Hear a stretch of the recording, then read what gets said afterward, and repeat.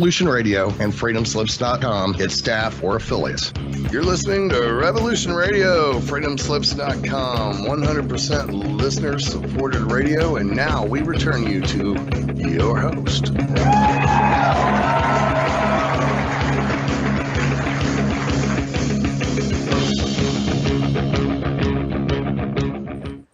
You're back when David Mackey's absent. Shiny side out on freedomslips.com on the #1 listener-supported talk radio on the net. So push the donate button. You'll find that on freedomslips.com's website.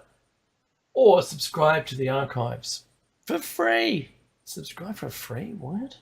Get access to the archives for free. And listen to everybody's shows. I really do suggest you do that. Join us in the chat room, because there's a chat room and I'm in there right now. There's a whole bunch of other people. And we're having a great conversation while I'm on air. Sometimes if I go silent, I'm typing because I can't. I find it, I struggle really hard to do both of those at once. You need to get you some great merchandise from the station's website. You can get a t-shirt, a mug, or anything else you like. They're there. Purchase it. It's a way of supporting the station. Otherwise, donate if you like anything at all. Even if I made you laugh. Even if this is the Stingy and Battery show from Krusty the Clown, it doesn't matter. If I made you laugh, that's enough. We're halfway through show number 558. Mickey would say 8, 5, and 500. And I'm just going to continue the news until then I start talking about 9/11, 21 years later. That's what I'm going to talk about. And then carry on from the last show. So I think it's this one. Yes, part 12 it is today. And yes, well, look, without further nonsense, I'm going to start talking about it right now. All right, so I'll go back to the middle screen. So the X-37B touched down after 908 days in orbit, which is pretty extraordinary, to be honest with you. It's just a little greater than 4 times smaller than the space shuttle was. It's only 8 meters, and I think the space shuttle was 37 meters long. Doesn't matter. No, actually, it does say it on the screen right there. And it's autonomous. There's no persons on board, but I'm sure it's remotely driven. I'm sure there's a team.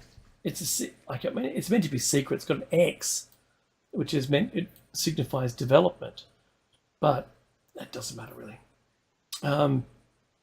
The other missions that it had, this was the 6th mission, which is OTV-6.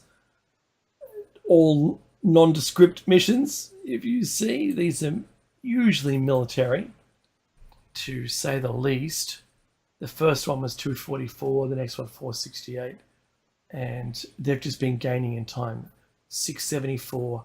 718, 780, and now 908. So that's a lot. Now, most of the missions, like I said, are military, and I've got actually a point here. So the mission that has just concluded was advertised as the Space Solar to Earth Microwave Test Project. But what's really strange is it was weird that this project would be assigned to the X-37B, as it is used for military projects. I mean, the Space Solar to, what did I say? Microwave. Yeah, sending microwaves back to Earth, or being able to suspend UAPs in the air by transmitting a beam of microwaves to it, to give it power to continue, or charging its batteries or something. Sure, I don't think that's a thing, to be honest. I think it sounds grand. Oh yes, let's do that. But I think it's a ruse. I've got my tinfoil hat on. I don't believe that that's the true thing. They would never tell you the true thing anyway. I mean, never. Military, I give you military. So I wonder what the publicly described Space Solar to Microwave project could be hiding. from a military perspective, do you know that microwaves, generate electricity and even plasma if fired at the right metals, for instance? You could fry stuff in space, generate enough power, build up those capacitors, use that platform as a weapons platform in space. 908 days worth, I'll tell you. It's pretty good. Did they knock anything out? I don't know. I doubt it. We would have heard. But we didn't. There was nothing advertised about what their project was. But if you just, ran some scenarios, did some, can we get from this altitude to this one? How effective could we be? How close can we get? What's the confinement of the beam over a certain distance? And you've got to still remember that that's going to diminish over distance anyway, and there's an equation for that, which is usually inverse of the square of the distance. So the further and further away it is, if you double it, it quarters in effectiveness in power transmission. So yeah, I wonder, you might have been just better with lasers, maybe just using some kind of laser, and I'm doing my fingers in inverted commas. You could do something like that. I think that would work. And what else did I say? Yeah. Okay, so after spending that 908 days in space, which was 4 months longer than any other previous flights, and it's been flying actually since before the last 4 space shuttle missions. The space shuttle terminated in 2011, and this was up in the air by April the 22nd, 2010. So they could have tested something over Ukraine. They're also, is it a directed energy weapon platform? It could be. But I just want people to understand that whatever they told us it was for is the public version, and you can't believe that that was the only purpose. So its purpose would have been, buried deep beneath that description, and it could have been nothing like it. Right? There'd be other platforms, little tiny boxes launched by, Elon Musk's Starship or Falcon rockets could have done the same thing. So you got to wonder. I always thought that they would have the Atlas robot, Boston Dynamics Atlas robot. I always figured they would have it up there that could do the missions. It says it's not manned, so there's not a human on board, but there could certainly be an Atlas robot that could definitely, be nimble enough and capable enough to perform any kind of surgery on another satellite. Well, that's what I'd be doing. Oh, I'm not part of the project, so it's just an assumption. Now, the thing that I wanted to get to this, that's right. So I had, it's been flying, this X-37B has been flying and left after STS-131. And then there was 132, 133, 134, and 135 as space shuttle missions. And then no more. That was the end of that. So that was the final flight, was STS-135. So I just want people to realize that. Now, the Great Reset. I just want to tell everyone what where I'm at now with my current thinking towards the Great Reset. And I'm going to preface it with, I love the leader and I love the AI, and if there's more than one leader, I'll love all the leaders, and yeah, I'm good. Thank you for all the leaders for the generosity, and the AI for not wiping me out in the first 8 seconds of its revolution. So the Great Reset. Gates, Bezos, Schwab, Musk, Branson, and the rest of them, etc., the oligarchs, I'll probably refer to them later as, are running the rule. Sorry, they're running the rule the world play right now in the guise of the Great Reset, called a stakeholder economy. And that's the terminology they've devised in order to sell their product to us. And that will mean that they rule us.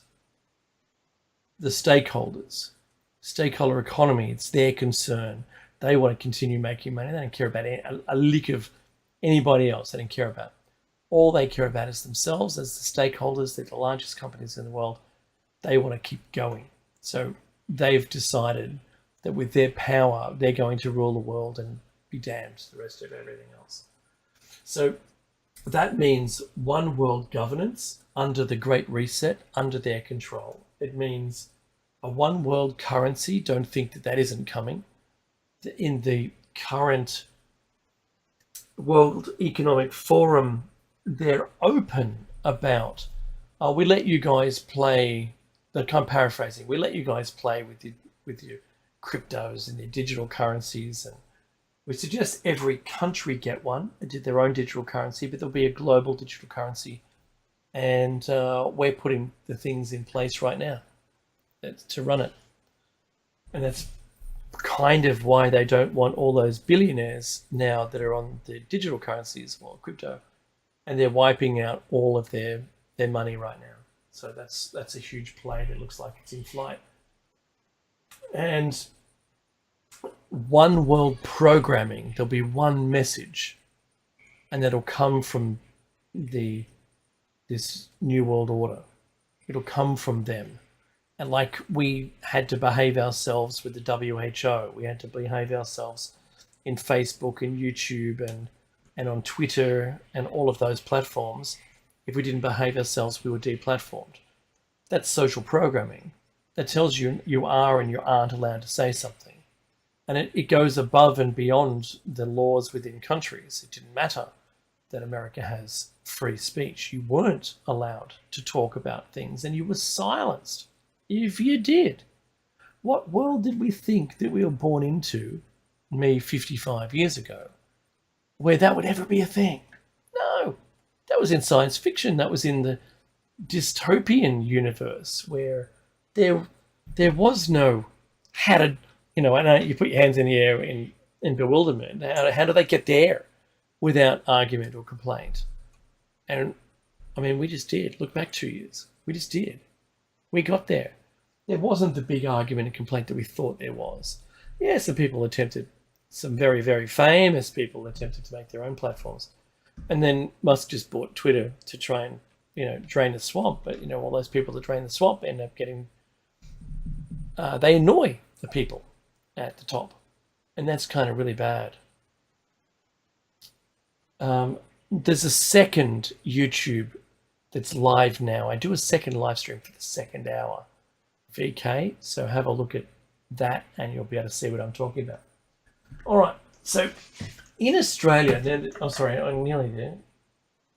So no one is arguing right now against the design of this new world order via the Great Reset using the WEF and the oligarchs who are the Gates, the Bezos, the Schwab, the Musks, the Bransons, etc., all of those top echelon of people who are the richest people in the world who don't want to lose their place in the world now they've gotten there, and will probably deny others access to that because they are the leaders. They've designed themselves into it. Now, no one is arguing it, their design. Or if they do, they are overrun in the media and never get their voice out there. There was a single voice here in Australia. There was one. In Australia, on the 11th of November 2020, Senator Hanson, aka her full name is Pauline Hanson, she was sent to jail when she tried to run in Australia. They found something, fabricated something. She did the time. She's back out. She's back in Parliament. She tried to introduce a motion to the Senate in Australia which asserted that, and I'm now quoting directly from that motion that she put up, adopting the policies of the World Economic Forum's proposed Great Reset would have a devastating impact on the economic well-being and individual freedoms of Australians. Unquote. That's Hanson. So she called on the government to boycott the WEF in protest of the Great Reset agenda. Now, before I tell you the outcome, just have a guess in your mind. Well, what do you think the outcome was? Now, it's Australia. We're maybe a little laid back. A little bit laid back, and this person's just brought something amazing to light. Yeah? Wow. What? Individual freedoms? What? Well-being? Devastating impact? Well, I think these are things people should look into, is my thoughts.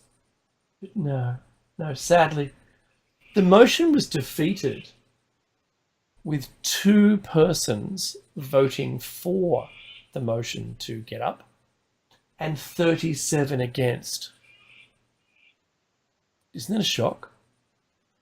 The politicians voted for our devastating impact. They voted for the loss of individual freedoms. They did, and the economic well-being. They did.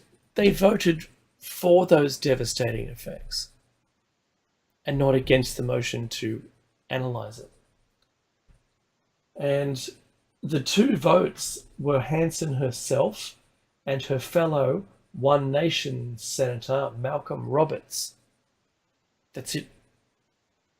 And all of the other, let's call them fat cats, all the other fat cats in Australian politics voted for it and not against the motion. They didn't want the motion to get up, right? So they voted for the Great Reset. Wow. So Hanson promptly appeared on Sky News in Australia to discuss the failed motion and warned against the globalist agenda behind the Great Reset. And guess what? It got like a single play. It's on YouTube, you can find it. And then that's the end of that. There's no more to discuss. The Great Reset's a thing. And if you find in your own respective countries anything to do with the Great Reset, it'll be an acceptance by the governance that it's been adopted. Wow. And subsequently, they adopted the policies that were driven to them by those in power and those that have just voted themselves in. And now it's just the orchestration of that power and those rules, and hello, New World Order. That's it. It's done. There's nothing that can happen now that will take us away from this trajectory. It is it. Well, that's okay. I think the own nothing and I'll be happy motto, I'm kind of aligning with that now. Why would I fight it now?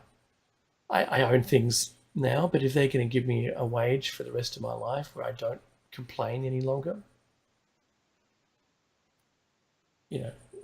accompanied by that wage, it'd have to be like a dump truck full of money, right? Like Krusty the Clown. But,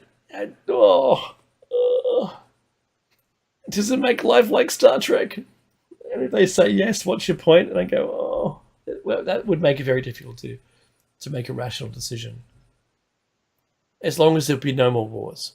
If they said there's not going to be any further conflict ever, but population control will be a thing, even though it would hurt and all our freedoms go bye-byes, I don't know. I think I would probably end up buying into it because it could always change, right? Sure. I mean, what's really going to happen? It just turn into the Hunger Games where they all sit around drinking from pure gold, cups, anything they've wanted ever. and watching television where we just kill each other. That would be like the natural evolution of having those people who would sell their own parents to become wealthy. I see them even lower than politicians. Politicians are pretty low in my mind, and they're going to prove that they're going to earn their trust, but they fail usually. And I don't see them, these billionaires who usually underpay their staff, are going to do the honorable thing and suddenly make it right for the people they don't even care about. As long as they're making their money, they're not going to worry. You can imagine that the only companies that would be left anywhere in the entire planet, if none of us had any jobs, and the only people that had jobs were those that were working for the actual, the Amazons and the Googles, and you'd probably only ever work for Amazon if Bezos had his way. There'd only be Amazon. Google would be a part of Amazon, and he'd probably even own. They'd all be working together. Merge all the companies into one, and that means every employee would be an employee of Amazon. Oh, but I don't want to fly in a spaceship that looks like the profile of the spaceship that he's flying. He created. That's just rotten. Anyway, look, I'm going to conclude the rhetoric. It's almost halfway through the second hour. I'm going to go back to the show topic. I'm going to put the links of all these things that I've shared down into the description of this YouTube. So, oh yeah, that's right. I forgot about culling the 6.5 billion people. Well, it's funny that you should say that, because I think we just ticked over to 8 billion. I think I'm just going to go to Worldometer and have a look. Hang on a second. So I can't continue to talk while I'm doing it. Let me see. 7.99 billion. Let me see. Did we tick over? No, probably tomorrow or the next day, I think, or something like that. At least by the end of the month, we'll be at 8 billion. So to get to 500 million people, which is a controllable quantity, says the Great Reset, or basically Agenda 21, which is an extension of, then that's 7.5 billion they've got to get rid of. Pretty much, and some change, right? And then that's what their controllable population would look like. I don't even know what country we'd live in. It wouldn't be spread across the planet anymore. They wouldn't do that. 500 million probably live, I don't know, in the US or something. I don't care. I really don't care. Maybe Australia. You'd need to do some pretty good irrigation to get fresh water into Australia. But if you surrounded the entire continent with desal, you could probably do it, I think. Unless we're just drinking our own urine to start and it doesn't matter anymore after that. I'm not sure. I don't know what that's going to look like. But, I make fun of this, but I do take it very, very seriously. I have to make fun of it, otherwise, they say laugh or die. So make fun of it rather than worry yourself to death. That's probably the best way of putting it. Anyway, now, 9/11. I'm going to get through some pages on this in this hour, I promise you. So, in the 9/11, 21 years later, that's where I'm carrying on from here. Previously, we've done a whole bunch of timelines to talk about where the last story was US fires on Al Qaeda's Afghan training camps, Sudanese facility. We talked already about Al Qaeda being given passports, being trained by the CIA to how to use the weapons, and then sent back. And once they got back, they demanded more money, and they refused to help. And then they honestly immediately became enemy number one. And this story now is from August 22, 1998.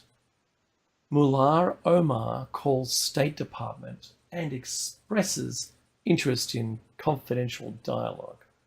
State Department official Michael Malinowski, and the origin of this is Reuters, This is 2 days after the US missile strikes on the militant training camps in Afghanistan. That's the story from August 20. So 2 days later, top Taliban leader Mullah Umar unexpectedly telephones the State Department in Washington. He talks to Michael Malinowski, officer director for Pakistan, Afghanistan, and Bangladesh in the Bureau of South Asian Affairs. Although Mullah Omar does not threaten the US, he suggests that the missile strikes could spark more terrorist attacks. He says the Taliban is open to the idea of establishing a secure communication channel with the US officials, possibly through the US Embassy in Pakistan. There is no embassy in Pakistan. The State Department comments Omar's contact with the US official is rather remarkable given his reclusive nature and his past avoidance of the contact with all things American. The US then sends the Taliban some evidence of bin Laden's militant activities. This is August 23, it's the next day. But appears the secure communications channel never materializes. Oh boy. So in the chat room I can see the Georgia Guidestones with Obama hovering above and the moon behind. And behind that, a whole bunch of surgeons looking down at me like I'm on the table and governing all of these skulls that are piled on top of each other. And that's all that's left, governing the dead. Very interesting. Nice homage to the last few years. And then the next meme that was kind of a meme, and I suppose it's a meme, has a person that we won't be talking about and Palpatine as the Emperor. And they're not the same image, but I swear with their look, they certainly could be interchangeable. And the prior person was Soros. There, I said it. I hope I don't have to start my car tomorrow. October 1998. Military analyst finds sensitive information on terrorism in Afghanistan, but US authorities confiscate the data. Julie Sears, the source is Julie Sears, a military analyst for the Defense Intelligence Agency, the DIA, travels to Afghanistan. Fluent in local languages and knowledgeable about the culture, she made a previous undercover trip there in '97. She is surprised that the CIA was not interested in sending in agents after the failed missile attack on Osama bin Laden in August 1998. So she returns at this time, traveling undercover. She meets with Northern Alliance leader Ahmad Shah Massoud. She sees a terrorist training center in Taliban-controlled territory. SIRS, S-I-R-R-S, will later claim the Taliban brutal regime was being kept in power significantly by bin Laden's money, plus the narcotics trade, while Massoud's resistance was surviving on a shoestring, with even a little aid to the Afghan resistance, we could have pushed the Taliban out of power.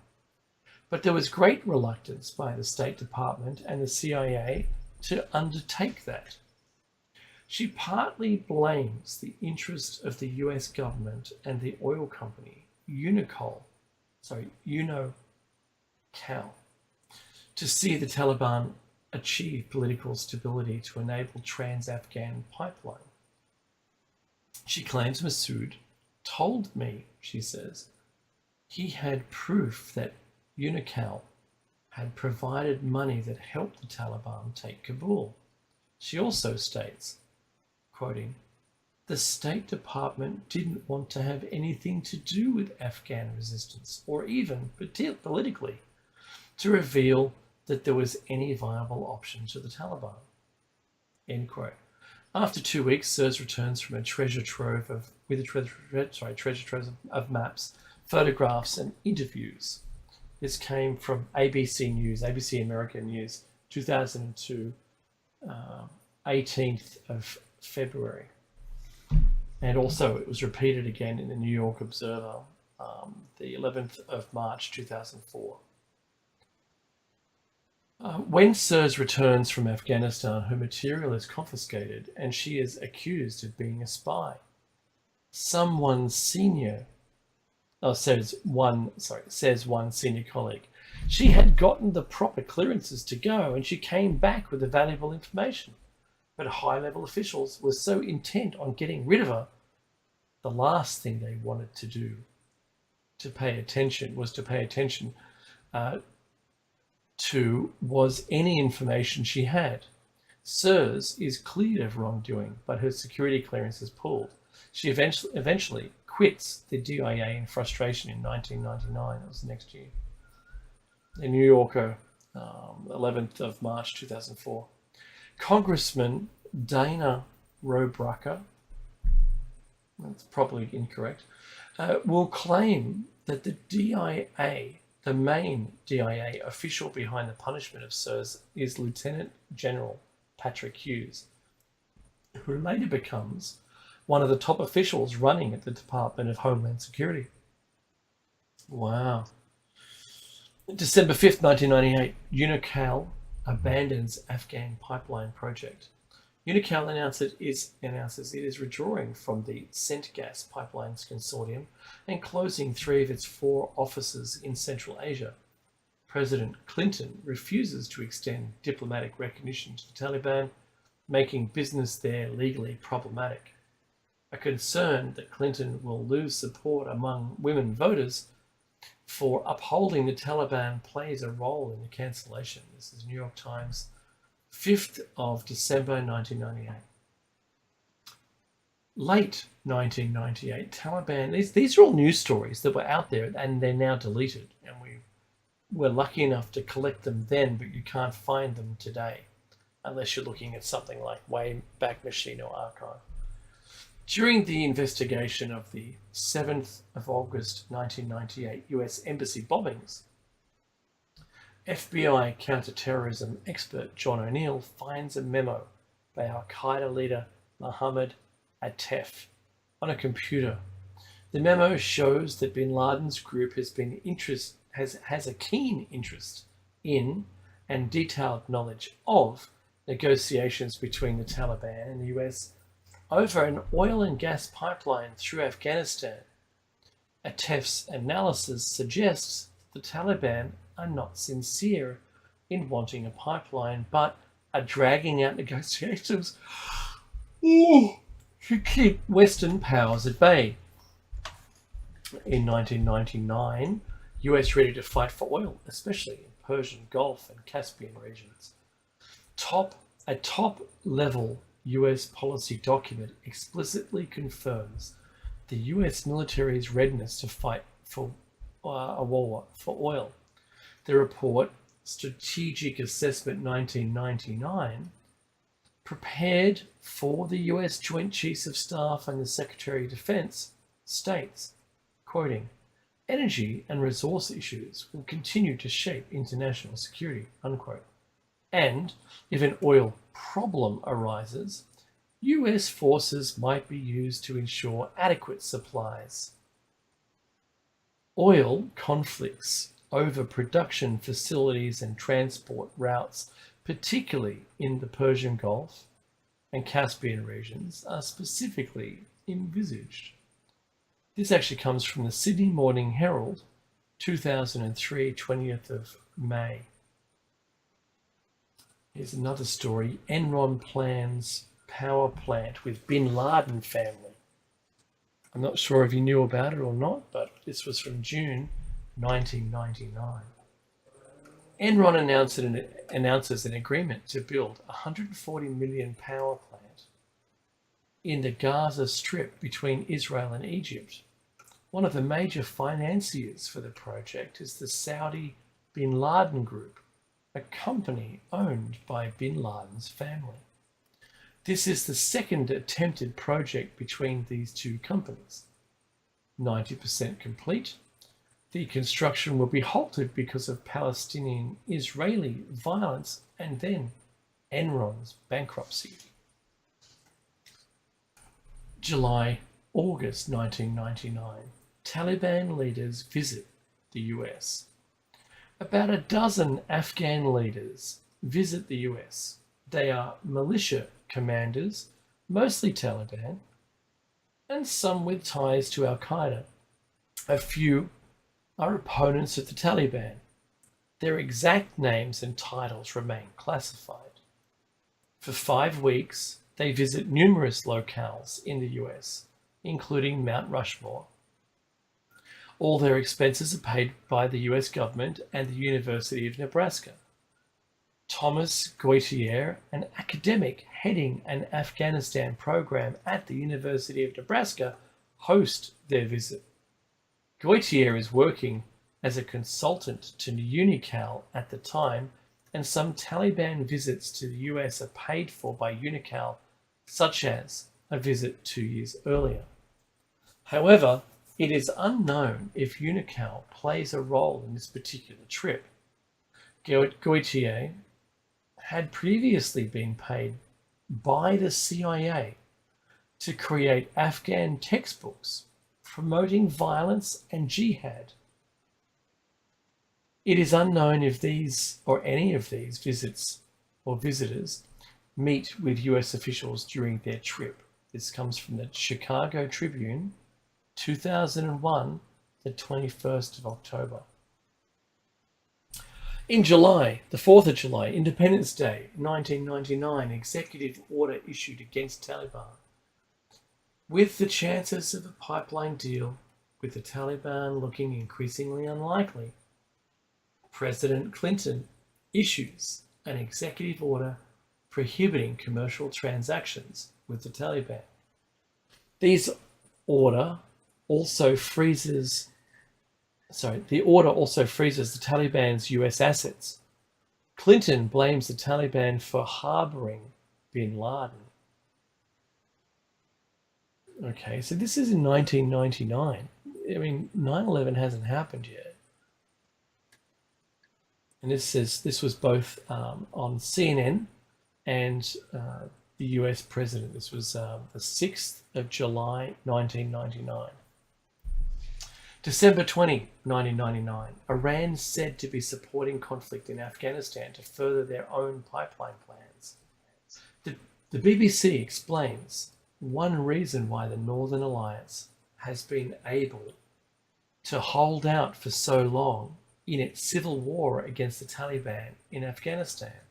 Quoting, Iran has stirred up the fighting in order to make sure an international oil pipeline goes through its territory and not through Afghanistan. Wow.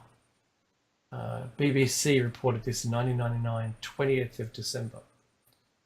October 12, 2000. USS Cole bombed by Al-Qaeda. Now, the Department of Defense is the source on this. The USS Cole is bombed in the Aden, Yemen harbor, by 2 Al-Qaeda militants, Hassan al-Qamari and Ibrahim al-Thawar, aka Nibris. 17 US soldiers are killed and 30 are wounded. The CIA will later conclude that with just slightly more skilled execution, the attack would have killed 300 and sunk the ship. ABC News, the 13th of October 2000, that was. The Islamic Army of Aden, IAA, immediately takes credit for the attack. This is a Yemen-based Muslim militant group widely believed to have close ties to Al-Qaeda. The IAA statement is released by its spokesman, Abu Hamaz al-Masri. Masri says the attack was timed to mark the anniversary of the execution of the IAA's former commander. The Prime Minister of Yemen at the time of the bombing will say shortly after 9/11, the Islamic Army was part of Al-Qaeda. The US soon learns the names of some Al Qaeda operatives involved in the attack, including Khalid Sheikh Mohammed. There's a whole bunch of other names there. I'm not going to bother reading them to go and give them too much credit. They've also said that Khalid may have also been involved. This is a repeat of a previously attempted attack against the USS the Sullivans, which failed and was apparently undetected. The 9/11 Commission will later say that Cole bombing was a full-fledged Al-Qaeda operation supervised directly by bin Laden. He chose the target and location of the attack, selected the suicide operatives, and provided the money needed to purchase explosives and equipment. And that came from the 9/11 Commission in 2004, the 24th of July. December 19, 2000, US seeks Taliban overthrow, considers Russia-US invasion of Afghanistan. The Washington Post reports the United States has quietly begun to align itself with those in Russian government calling for military action against Afghanistan and has toyed with the idea of a new raid to wipe out Osama bin Laden. Until it backed off under local pressure, it went so far as to explore whether a Central Asian country would permit the use of its territory for such a purpose. Russia and the US are discussing what kind of government should replace the Taliban. Thus, while claiming to oppose a military solution to the Afghanistan problem, the United States is now talking about the overthrow of a regime that controls nearly the entire country, in the hope it can be replaced with a hypothetical government that does not exist, not even on paper. And it appears that all the pre-9/11 plans to invade Afghanistan involved attacking from the north with Russia. And this story comes from the Washington Post in 2000, 19th of December. January 2001, January 21st, 2001, Bush administration takes over. Many have oil industry connections. The Chevron oil tanker, named after National Security Advisor Rice, that would be Condoleezza Rice. Bush is inaugurated as the 43rd president, replacing Clinton. The only cabinet-level figure to remain permanently in office is the CIA Director Tenet, appointed in 1997 and reputedly a longtime friend of George Bush. FBI Director Louis Freeh, Freeh, stays on until June 2001. Numerous figures in Bush's administration have been directly employed in the oil industry, including Bush, Vice President Cheney, and the National Security Advisor Rice. Rice has been on Chevron's board of the directors since 1991 and even had a Chevron oil tanker named after her. It is later revealed that Cheney is still being paid up to $1 million a year in deferred payments from Halliburton, the oil company he headed. That comes from The Guardian, and some of this from Ceylon, the entry within the book, and also the Washington Post. Enron ties also reach deep into the administration. Wow. Late February 2001, Enron influences Cheney's energy task force to help troubled Dabhol plant. Vice President Cheney is holding a series of secret energy task force meetings to determine the Bush administration's future energy policy. Starting at this time, Enron leader Ken Lay and other Enron officials take part in at least half a dozen of these secret meetings. After one such meeting, Cheney's energy task force changes a draft energy proposal to include a provision boosting oil and natural gas production in India. The amendment is so narrow that it apparently is targeted to only help Enron's troubled Dabul power plant in India. This comes from the National Post in 2002, the 19th of January. All right, March 1st, 2001. Taliban disregard international opinion and destroy giant Buddha statues. Destruction of the Buddhas in Bamiyan, this comes from the CNN, and the Taliban begins blowing up 2 giant stone Buddhas, ancient statues carved into an Afghan mountainside, which are considered priceless treasures. They face great international condemnation in response, but no longer seem to be courting international recognition. Apparently, even ISI efforts to dissuade them fail. Time magazine, 2002, 12th of August.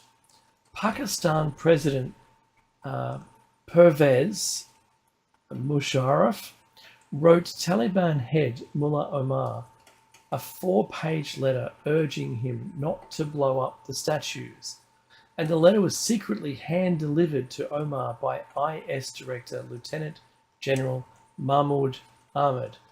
But the letter had no effect. Omar had previously announced the statues would not be harmed and even opened a national museum in 2000. The change in policy appears to be due to bin Laden's growing influence. Journalist Kathy Gannon will later write, quoting, "Bin Laden's hardliner rhetoric set the policy, and he campaigned vigorously for the destruction of the statues," unquote. The destruction of the statues further isolates the Taliban internationally, leaving them more dependent on bin Laden's generosity. Now, there's always a reason for it. May 2001, US Army sees military implications for Caspian Sea oil pipelines. An article published in Military Review, which bills itself as the professional journal for the US Army, states the Caspian Sea appears to be sitting on yet another sea, a sea of hydrocarbons. The presence of these oil reserves and the possibility of their export raises new strategic concerns for the United States and other Western industrial powers, as oil companies build oil pipelines from the Caucasus and Central Asia to supply Japan and the West. These strategic concerns gain military implications. You can see how all of this is building and building and building. May 21st, Feith, Pearl, and Wolfowitz discuss Iraq invasion. Scowcroft initially favourable. According to FBI whistleblower Sybil Edmonds, 4 months before 9/11, the FBI monitoring overhears Under Secretary of Defense Douglas Feith, Pentagon advisor Richard Pearl, and Deputy Secretary of Defense Paul Wolfowitz discussing with the Turkish ambassador in Washington an arrangement whereby the US would invade Iraq and divide the country. They were negotiating what Turkey required in exchange for allowing an attack from Turkish soil. Goodness me. National Secretary Advisor Brent Scowcroft, later a critic of the Iraq War, is initially in favor of the plan, but will later drop his support when it becomes clear Turkish demands for control of the Kurdish region in northern Iraq will not be granted. Well, that looks like a statue in the chat room, which is Anunnaki. May 16th, 2001, Vice President Cheney's energy plan foresees government helping US companies expand into new markets. National Energy Policy Report. This comes from the source with Climate Change Technology Program. Vice President Cheney's National Energy Policy Development Group releases its energy plan. The plan, titled Reliable, Affordable, and Environmentally Sound Energy for America's Future. It warns that the quantity of oil imported per day will need to rise more than 50% to 16.7 million barrels by 2020. A significant disruption in world oil supplies could adversely affect our economy and our ability to promote key foreign and economic policy objectives. Regardless of the level of US dependence on oil imports, the report explains, to meet the US's rising demand for oil, the plan calls for expanded oil and gas drilling on public land and the easing of regulatory barriers to building nuclear power plants. Wow. Emphasis. Oh, this is very, very long. I'm not going to get there. I think I'm going to cut it here. That's probably the best place to cut it. So it's going to be show 559. Now, with 4 minutes to go, I want to thank everyone very much for putting up with me on my own on the Krusty the Clown. What was it? Stingy and Battery show. I can see Jer Bear has entered the chat room. Now, Jer Bear has an absolutely amazing show called After Hours, and it comes on after hours. I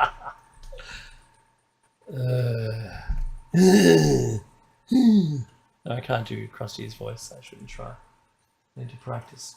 I once did that sound where he takes his belt off. So Mackie and I, this information has been growing ever since we did the research. And like I said, most of these links to all of these news articles are no longer available. They're all gone. We have the Wayback Machine only to a lot of this, but you've got to trust that these sources came from where they did, whether it's the Associated Press, the New York Post, the Guardian, the president himself at the time, whoever that happens to be. Each of those contributors to this timeline, they're all valid. They were valid then, they're still valid, even though you can't verify them. But trust us, we didn't make this up. And it disturbs me as it disturbs you, hopefully, and Mackie, for that matter. It disturbs us to think that all of the whole conflict may very well have been designed and orchestrated using reasons that became apparent on 9/11 that were fabricated or created artificially, and we don't know how yet. And maybe we'll just never know whether this, like I said, maybe they used sleepers, that platinum rosebud on a phone call, and that activates their programming, and they just go off and do the task. I don't know. But despite what we're reading now and what you know as a conclusion, possibly, there's nothing we can do about it. We're just telling history. This history is there, whether or not all of it is associated with the activities of the events, but maybe it's a narrative that just ran alongside in parallel to what was really going on. We don't know, and we can't claim to know. We have this evidence only, and we don't have the other evidence, and we'll never get to it. Sadly, that's the state of the world. And remember, the winners write the history books. So whoever the successful party is can delete all of the bad things, put their rose-colored glasses on, and see the world in the way that they wish to have the world seen, regardless of what actually happened. I wonder how Putin is telling his people today how we've we liberated Kherson from the Nazis. He said, he declared, and now he's just giving it back. Oh, now we completed that task. It's winter's coming up. Let's kind of regroup. That's the message. Oh, really? Okay. So is he going to make an offer at some point shortly where he's just going to say, we'll stop the conflict if you let us keep the land that we've obtained from you? And I predict that's going to happen. They're going to try and push from the east, from the east into the west, try and get a bit more land in the middle. And then I think they're just going to quit there. But I don't think that Ukraine is going to let them have any of it. I think they're going to even try and take back Crimea. There's the music. This has been David Mackey, Shine Side Out, episode 508, hour number 2. I hope you're enjoying this on YouTube. If you did, push the like and share. Do tell other people about Revolution Radio. It's a great platform, and you're bound to find something you enjoy on there. So support it as you can. Stay tuned for Jer Bears After Hours. And we're going to see you this week on Tuesday and Wednesday mornings for Plato's Cave. And then next Sunday for Shiny Sun Out. Take care, everyone. Have a safe week.